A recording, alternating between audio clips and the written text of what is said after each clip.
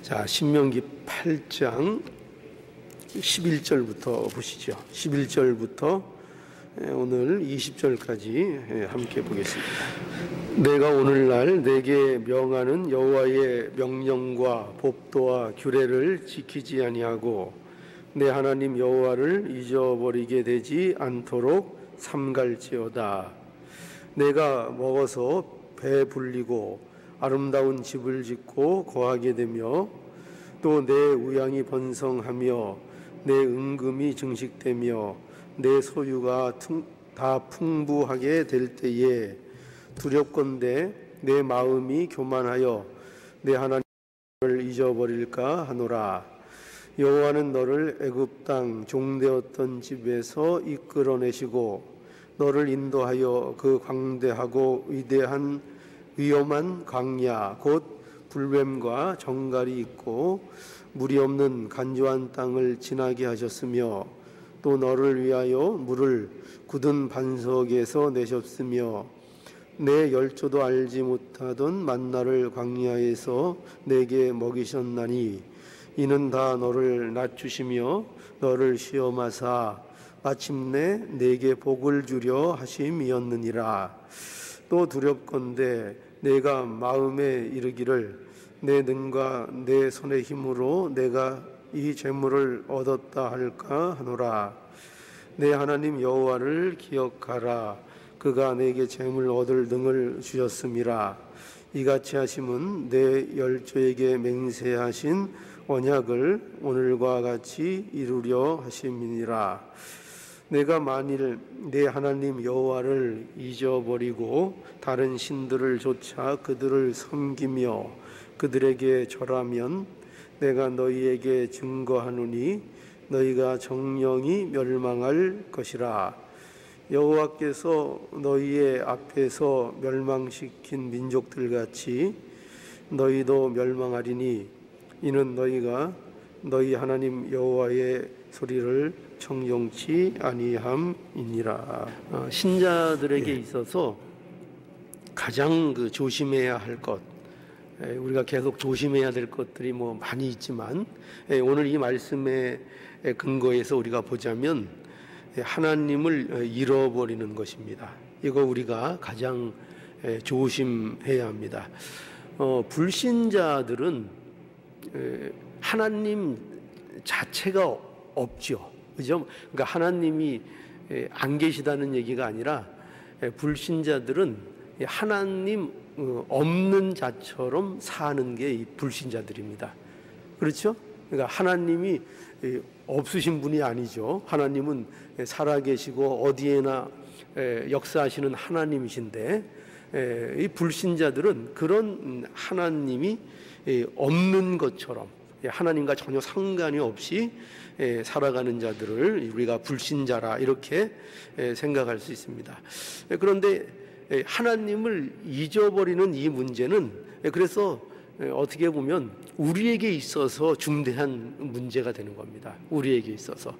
그러니까 하나님을 전혀 모르는 사람이면은 하나님을 잃어버릴 일이 없겠잖아요. 그죠? 원래 모르는데 뭘 잊어버립니까? 그런데 이제 잊어버리는 이 문제는 그래서 어떻게 보면 우리에게 있어서 또 믿는 자들에게 있어서 굉장히 이제 중대한 문제인 것을 우리가 알아야 합니다.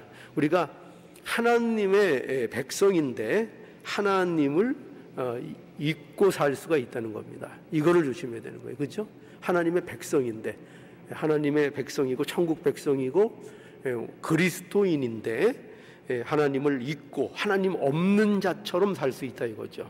이것을 조심해야 한다는 것입니다. 그래서 모세는 이제 이스라엘 백성에게 오늘 이 본문에 보면은 하나님을 잊지 말라고 계속해서 경고하시는 말씀들을 이제 주고 있습니다. 자, 오늘 이 말씀 한번 보죠. 11절에 한번 볼까요? 11절, 8장 11절. 내가 오늘날 내게 명하는 여호와의 명령과 법도와 규례를 지키지 아니하고 내 하나님 여호와를 잊어버리게 되지 않도록 삼갈지니라. 여기 보면은 거기 여호와의 명령과 법도와 규례를 지키지 아니하고 이렇게 나와 있죠. 지키지 아니하고. 여기 이 지키지 아니하고 이 말씀은 이 하나님의 말씀을 대하는 태도에 대한 얘기입니다. 그러니까 하나님의 말씀을 여기서 그 법도와 규례를 지키지 아니한다 하는 것은 하나님의 말씀을 대하는 마음이 뭐라 그럴까요? 어떻게 표현하면 더 좋을까요? 시들하다? 그런 표현이 좀 와 닿으십니까? 그러니까 점점 소홀해지는 거죠. 처음에는 관심을 많이 갖고 있고, 처음에는 귀담아 들었고, 이렇게 관심을 처음에는 뒀는데, 점차 무슨 일인지 모르지만 그 하나님의 말씀에 대해서 마음이 예전처럼 마음을 뜨겁게 사모하지 않고 말씀에 대해서 점점점 소원해지는 겁니다. 시들해지는 거죠.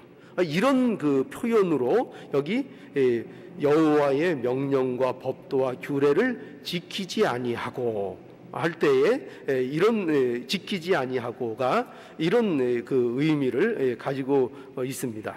그러니까 이것이 곧 하나님 여호와를 잃어버리는 것과 이제 관련이 된다는 거죠. 그러니까 말씀을 지키지 아니하는 것, 말씀에 대해서 마음이 소원해지는 것, 말씀에 대해서 사모하는 마음이 점점점 시들어지는 것과 무엇이 연관이 된다고요? 여호와 하나님을 잊는 것과 그것이 연결이 되어 있다는 것입니다. 그래서 하나님의 말씀을 소홀히 여기며 사는 것, 그것 자체가 곧 뭐냐? 바로 하나님을 잊고 사는 거라. 이렇게 말할 수 있다는 겁니다. 그래서 우리가 언제나 말씀을 귀하게 여기는 자리에 있어야 하는 겁니다. 하나님의 말씀을 소중히 여기는 자리야 어떤 자리는 거예요? 하나님을 잊지 않는 자리는 겁니다. 그러니까 하나님의 말씀에 대해서 소홀하면서 그 하나님의 말씀에 대해서 사모하는 마음이 없고 말씀을 무시하고 귀담아 듣지 않으면서 내가 하나님을 잊지 않고 있습니다 라는 것은 그건 앞뒤가 안 맞는 얘기라는 거예요. 그러니까 하나님을 잊지 않고 그분을 늘 섬기며 살아가는 자는 반드시 하나님의 말씀을 사모하는 것과 같이 간다는 거죠.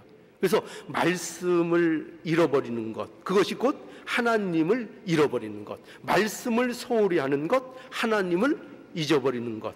그러므로 우리가 언제나 이 하나님을 잊어버리지 않도록 조심해야 한다 하는 것을 알 수 있습니다. 그런데 특히 언제 하나님의 말씀을 잊어버리지 않도록 우리가 조심해야 하는가 하면은 우리가 번성할 때, 그죠? 잘 될 때, 풍성할 때 하나님의 말씀 그리고 하나님을 잊어버리지 않도록 우리가 조심해야 한다는 겁니다. 오늘 12절과 14절을 보면은 한번 8장 12절과 12절부터 14절 보죠. 우리 함께 읽어볼까요? 내가 먹어서 배불리고 아름다운 집을 짓고 거하게 되며 또 내 우양이 번성하며 내 은금이 증식되며 내 소유가 다 풍부하게 될 때에 두렵건대 내 마음이 교만하여 내 하나님 여호와를 잃어버릴까 하노라. 거기까지 읽어보죠. 그러니까 보십시오. 여기 가나안에서의 풍성함이 있죠. 그죠? 그런데 이 가나안의 풍성함은 누가 허락해 주시는 겁니까? 하나님이 허락해 주시는 거죠. 하나님이 허락해 주시는 건데, 그런데 이러한 번성과 이러한 풍요 속에서 경계할 것이 있는데 그게 뭐냐면 그 속에서 마음이 교만해지는 것입니다. 그러니까 교만해지는 이유가 무엇인가? 풍성과 번영, 이것을 오해하는 거예요. 어떻게 오해하는가? 어쩔 때 사람이 교만해지죠? 자기 실력이 있다고 생각할 때죠. 그죠? 자기에게 뭔가 근거가 있다고 생각할 때 교만해지는 거죠. 그래서 여기에서 교만하다는 이유는 뭐냐면 그 번성과 풍요가 자신의 노력과 능력의 결과라고 생각하는 것이 그에게 들어오기 때문입니다. 그러니까 이런 풍성함을 왜 얻게 됐는가 할 때 그것을 자기가 만들어낸 것이라는 생각이 들어오기 시작한다는 거예요. 뭐 처음부터는 안 그러겠죠. 그죠? 처음부터는 안 그러겠죠. 그러나 풍성을 누리다 보면 또 번성을 누리다 보면 모든 것이 잘 되다 보면 무엇이 틈타기가 좋다고요? 이 모든 것들이 어느샌가 내가 잘나서 하나님께서 이와 같이 복 주시는구나, 내가 다른 사람보다 뭐 난 게 있나 보다 하면서 그 자기에게서 원인을 찾기 시작하고, 그러면서 뭐가 잊혀질까요? 하나님의 은혜가 잊혀지는 겁니다. 그래서 교만이 들어오게 되는 겁니다. 여러분, 그래서 교만이 무엇인가 하면은요, 이거예요. 교만은 자기 생각이 점점 커지는 겁니다. 자기 생각이 점점 커지는 겁니다. 하나님을 의지하지 않고 자기를 의지하는 거, 이게 성경에서 얘기하는 교만인 거예요. 교만. 그러니까 이 교만에는 자기 중심이 가장 자리 잡고 있는 거예요. 자기 중심에 들어가는 것, 자기 중심으로 사는 것, 이것이 이제 교만이죠. 그래서 이것이 바로 죄로 인해서 들어온 가장 어떻게 보면은 근본적인 문제라고 볼 수 있습니다. 죄 때문에 들어온 거. 그런데 신자도 교만이 들어오면은 어떤 모습이 된다고요? 자기 중심적인 모습이 되어버릴 수 있다는 겁니다. 이게 교만의 모습인 거죠. 그래서 마음이 교만해지면 하나님을 잊어버리게 되는 겁니다. 즉 하나님 말씀에 대한 마음이 시들어지고 말씀에 대한 사모가 없어지고 하나님을 경외하는 마음이 사라지는 겁니다. 뭐가 들어오면요, 마음에 이제 교만이 들어오게 되면 이렇게 된다는 것입니다.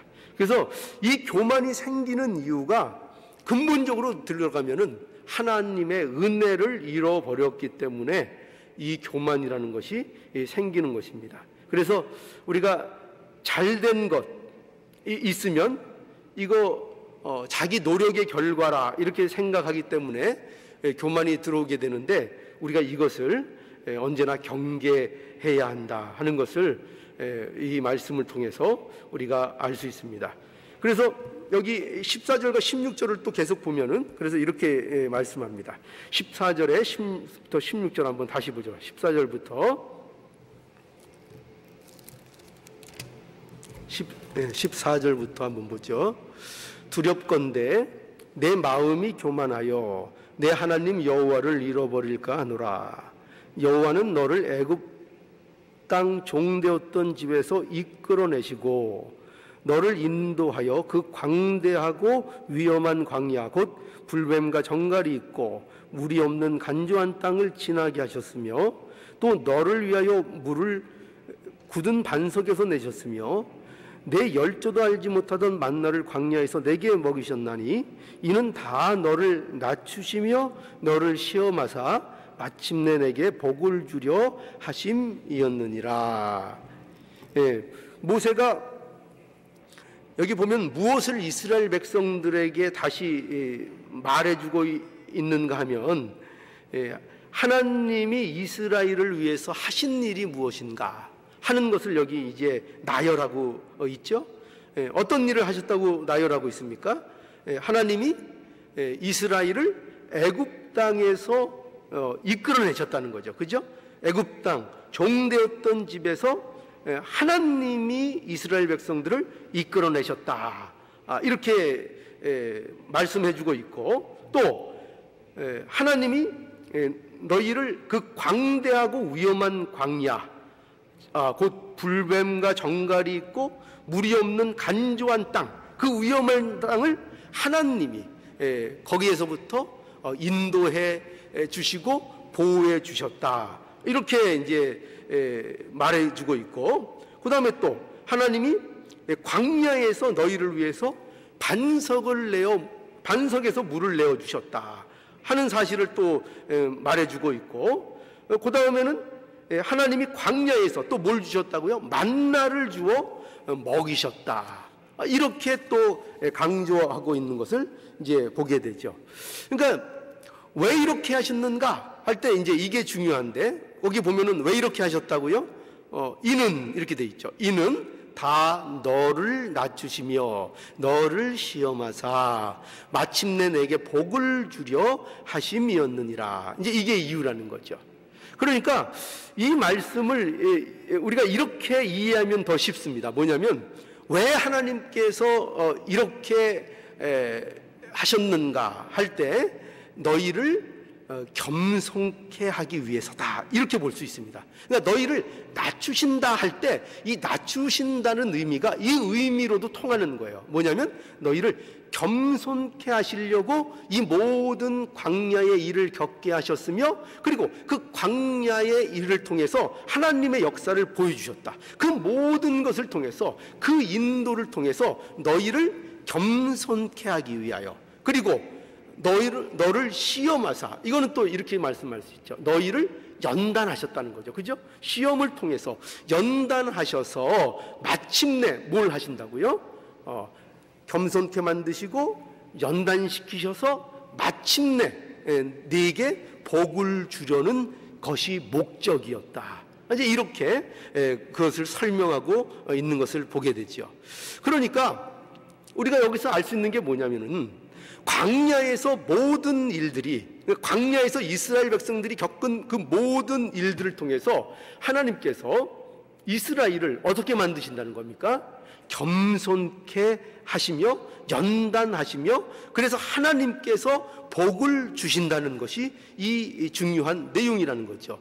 그러니까 여기서 주시려는 복이 뭐냐 할 때, 이 복이 무엇인 것 같습니까? 이 복이 뭐냐면, 그것은 하나님을 알고 하나님을 의지하는 것이 복인 거예요. 그러니까 여기에서, 그러니까 왜 겸손케 하느냐, 왜 그들을 그토록 연단시키셨는가, 그래서 그들에게 주고자 하시는 그 복의 내용이 뭐냐 하면, 그것을 통해서 더욱더 하나님을 알고 하나님을 의지하는 자가 되게 하시는데, 그것이 이제 복이라고 말씀하고 있는 겁니다. 그러니까 이스라엘에게 있어서 참 복이라는 것은 뭐냐면은 세상적인 번성과 풍요가 아닌 거예요. 그죠? 세상적인 성공, 풍요, 번영, 이런 것이 이스라엘 백성들에게 있어서 참 복이 아니라는 것입니다. 이스라엘 백성들에게 있어서의 복은 뭐냐? 하나님의 선하심을 아는 겁니다. 그러니까 그게 목적인 거예요. 왜 이런 길들을 하나님께서 이스라엘 백성들에게 겪게 하시는가? 그 모든 것을 통해서 하나님이 어떤 분이신가, 하나님이 얼마나 선한 분이신가 하는 것을 그 이스라엘로 인하여 더욱더 알 수 있도록 하는데, 그것이 바로 복이기 때문에 그렇다는 것입니다. 또 하나님의 은혜로 산다는 것, 이것을 아는 것. 하나님의 은혜로 산다. 이스라엘 백성들이 우리는 무엇으로 사는 자들이냐 하면 하나님의 은혜로 산다. 이걸 아는 게 복이라는 거예요. 그래서 이거를 알게 하시는 것이고, 그래서 이제 결국 하나님을 전적으로 의지하는 자가 되는 것, 이것이 바로 하나님께서 의도하는 복이라는 겁니다. 이게 복이라는 거예요. 하나님께서 우리에게 광야와 같은 현실을 이제 오늘날도 주시는 겁니다. 그렇죠? 광야와 같은 현실을 주시는 겁니다. 근데 왜 주시느냐? 이 말씀에 의하면 왜 주신다고요? 첫째 뭐예요? 광야와 같은 현실을 우리가 삶 속에서 겪게 되죠. 그죠? 그 첫 번째 이유, 왜 그걸 겪게 하신다고요? 우리를 그걸 겪게 만들어서 우리를 어떻게 만드신다고요? 어떻게 만드시죠? 겸손케. 그죠? 우리를 겸손케 하는 겁니다. 겸손케 하는 것.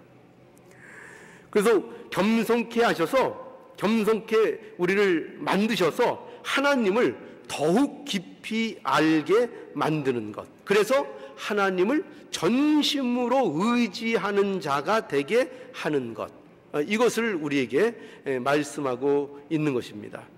그러니까 우리는 이 복을 분명하게 알고 있어야 되겠습니다.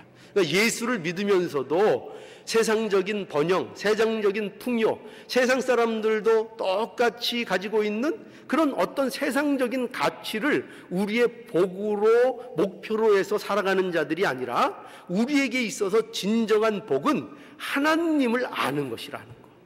하나님 그분이 어떤 분이라 하는 것을 아는 것. 그것이 우리에게 있어서 복이고, 그리고 어떠한 환경 속에서도 하나님을 의지하게 되면 그것이 우리가 복이라는 것. 그러니까 뭐가 많고 적고 세상에서 이건 이스라엘 백성의 광야 생활이나 광야도 가나안 생활이나 이 모든 것을 통해서 그것이 더욱더 뚜렷해지는 거예요. 그러니까 복이 있는 것이 어디 세상적인 것으로 그것이 완성되느냐? 사실은 하나님이 그렇게 우리에게 물어보고 계시는 거예요.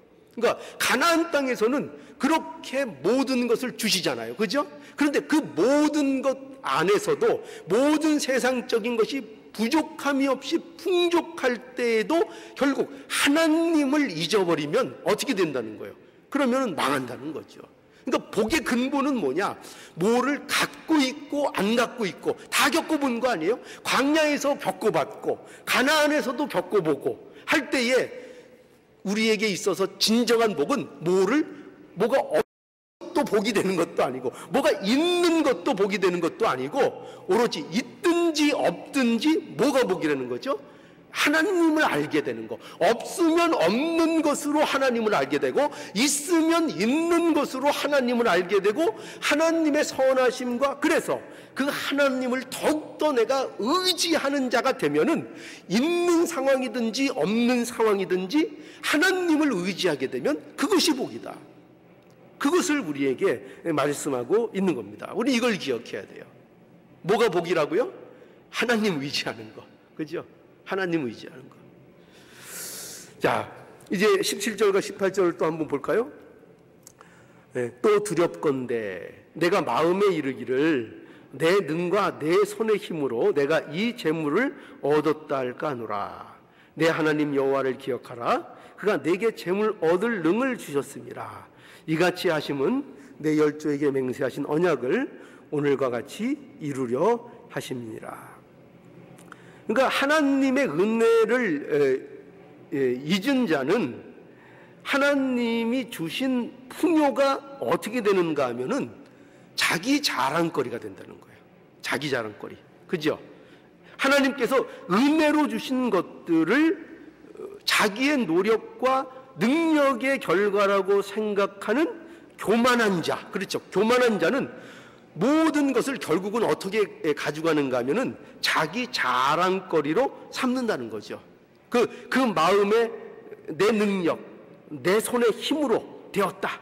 이것이 이제 생기는 겁니다. 그래서 모든 하나님이 주신 그 복을 가지고도 그 풍성함을 가지고도 결국 어떤 모습을 갖게 되는가 하면은 자기를 증명하려는 것으로 나가게 된다는 겁니다. 자기. 결국 자기 중심으로 가는 거죠. 그래서 하나님의 은혜를 입은 자는 그 신앙의 모습이 어떤 모습이 되는가 하면은 은혜를 잊어버린 자, 그러니까 하나님의 은혜를 잊어버린 자는 그 신앙이 어떤 모습이 되는가 하면은 자랑하는 모습이 된다는 거예요. 자랑하는 모습. 그러니까 자랑하는 모습이 어떻게 나올까요? 우월감. 자기 우월감과 자기 교만에 빠져서 자기 자랑으로 그 신앙들이 표출되어 나온다는 것입니다. 그래서 은혜를 잊은 사람들은 비록 종교적으로 믿음 생활을 잘 하는 것 같아도 그 믿음 생활을 통해서 신앙적으로 약한 사람들을 보면 비난하게 되어 있다는 거예요. 비난하고 비판하고 정죄하게 되게끔 되어 있다는 겁니다. 왜 이렇게 할 수 있는가 하면은 그 안에 뭘 갖고 있다고요? 자기의 믿음이 자기는 좋아서 그 사람보다 내가 믿음이 좋아서 내가 이와 같이 잘됐다는 생각을 언제나 그 마음속에 갖고 있기 때문이라는 것입니다. 그러니까 자신이 그렇게 풍성하게 될 수 있었던 것은 하나님의 은혜라는 것을 이제 잊어버린 거죠. 그 풍요 속에서 그것을 잊어버린 것입니다. 그래서 우리가 남들보다 신앙적으로 노력할 수 있습니다. 그렇죠? 노력 안 하는 게 아니죠. 우리가 노력할 수 있고 남들보다 기도 더 많이 할 수 있습니다. 좋은 겁니다. 그죠? 기도 많이 할 수 있고 또 남들보다 신앙생활에 열심을 낼 수 있습니다. 그거 좋은 겁니다. 그런데 이러한 노력과 열심도 결국은 이게 하나님의 은혜라는 것을 잊지 않아야 된다는 거죠. 그죠? 어떻게 우리가 기도할 수 있게 됐는가? 어떻게 내가 저 사람보다 하나님에게 은혜를 받고 또 복을 받고 풍성케 되었는데 내가 그것을 위해서 하나님 앞에 열심히 기도했다. 그런데 그 기도한 것이 그러면 어떻게 그렇게 기도할 수 있게 되었는가를 생각해야 된다는 거예요.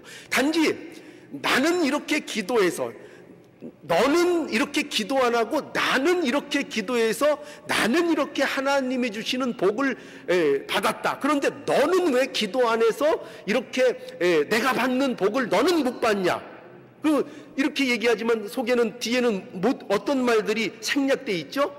이 한심한 사람아, 이런 것들이 뒤에는 쫙 이렇게 생략되어 있는 거 아닙니까? 근데 그렇게 하지 말고 내가 기도를 많이 하고 신앙에 열심을 내서 하나님이 나에게 은혜를 주시고 복을 주시면 그렇게 너는 왜 안 했느냐, 나는 이렇게 해서 이렇게 됐는데가 아니라 하나님께서 그 기도한 것마저도, 내가 기도하게 된 것마저도, 내가 신앙적으로 열심을 그보다 낸 것마저도 누구의 은혜 덕분이라고요? 하나님께서 그렇게 나에게 은혜를 베풀어 주셔서 내가 기도도 할 수 있게 되고 내가 신앙적인 열심도 갖게 되었다 하는 것을 알아야 한다는 것입니다. 그걸 모르게 되면 그 모든 것이 하나님의 은혜의 간섭과 은혜로서 내가 비록 낸 열심이지만 하나님의 은혜였다는 것을 망각하면 우리는 그 열심, 그 신앙, 그 복받은 그거 갖고 다 뭐하냐면은 남을 정죄하고 비판하고 너는 왜 그 모양이냐는 상처로 그 사람들을 눌러버리는 그런 일들을 우리가 할 수 있다는 겁니다. 그래서 이 일을 조심해야 한다는 거죠. 그래서 열심을 가지고 신앙생활을 잘하는 것 같지만 그 안에 하나님의 은혜를 잊어버린 자가 있다는 거예요. 잊어버려서 남들을 판단하고 비판할 수 있는 이 함정에 빠지면 안 된다 하는 것을 우리가 알아야 한다는 것입니다. 그래서 그거를 이제 경계하는 거예요. 이스라엘 백성들도 그런 함정에 빠지면 안 된다는 거예요. 여기 말씀하고 있잖아요. 또 두렵건대 내가 마음에 이르기를 내 손과 내 능과 내 손의 힘으로 내가 이 재물을 얻었다 할까 하노라. 그죠? 내 힘이라는 거죠. 내 힘. 다. 예. 나 여기 보세요. 내 내 손의 힘. 그러니까 은혜를 잃어버린 사람은 어디로 가요? 그 사람이 나로 가는 거예요. 전부 다 나. 내 중심. 그러니까 내 중심으로 가기 시작하면 은혜를 잊어버렸다고 보면 되는 거예요. 우리 자신을 이렇게 점검할 수 있어야 되는 거예요. 내가 어떤 일에 대해서 자꾸 내 중심으로 가고 내가 내 삶의 주인이 되고 내 고집을 부리고 하나님의 말씀이 아닌 내 생각을 앞세우는 일들을 자꾸 한다면 그것은 뭐를 잃어버린 거라고요? 하나님의 은혜를 잃어버린 것이라는 것입니다. 그러니까 그걸 조심하라는 거예요. 그걸 조심해야 돼요. 그러니까 이 은혜를 잃어버리면 하나님 잃어버리고 말씀 소홀히 하게 되고 교만하게 되고 우상 숭배하게 되고 이런 일들이 벌어지게 된다는 것입니다. 자, 그래서 보세요. 이제 결론적으로 이렇게 은혜를 잃어버리니까 마지막에 나오는 게 뭐냐? 자, 19절에서 20절을 또 보죠. 19절에서 20절입니다. 내가 만일 내 하나님 여호와를 잃어버리고 다른 신들을 좇아 그들을 섬기며 그들에게 절하면 내가 너희에게 증거하노니 너희가 정령이 멸망할 것이라. 여호와께서 너희 앞에서 멸망시킨 민족들 같이 너희도 멸망하리니 이는 너희가 너희 하나님 여호와의 소리를 청종치 아니함이니라. 예, 보세요. 이스라엘이 교만해서 하나님을 잊어버리고 사니까 그 결말이 뭘로 갈 수밖에 없다고요? 우상 숭배, 우상을 섬기는 일로 갈 수밖에 없다는 것입니다. 그러니까 여러분, 교만은 결국 뭔 줄 이겁니다. 교만은 결국 우상 숭배라는 것을 알아야 됩니다. 그러니까 우리가 교만이 들어온다 그러면 벌써 이게 우상 숭배로 가는 길이라는 걸 알면 돼요. 그러니까 내 안에 우상이 들어오고 내 중심이 되고 내 교만이 되고 내가 남들보다 낫다는 우월감, 신앙적 우월감에 빠지기 시작하면 벌써 뭐가 되기 시작하는가 하면 내가 우상 숭배에 접어들었다, 이렇게 보면 됩니다. 이게 우상 숭배입니다. 그러니까 교만이 우상 숭배고 내 중심이 되는 게 우상 숭배입니다. 그러니까 교만은 자기를 의지하는 거예요. 교만은 결국 그렇죠?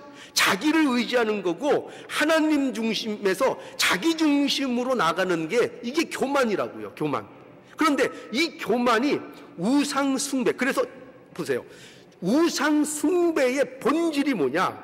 제가 여러 번 말씀드렸죠. 우상 숭배의 본질은 자기 중심으로 나가는 거예요. 자기 위하는 거. 이게 우상 숭배의 본질입니다. 그러니까 결국 우상을 섬기는 것은 그 마지막 단계가 뭐냐면 근본적인 단계이기도 하면서 마지막인 단계가 뭐냐면 자기 숭배하는 거예요.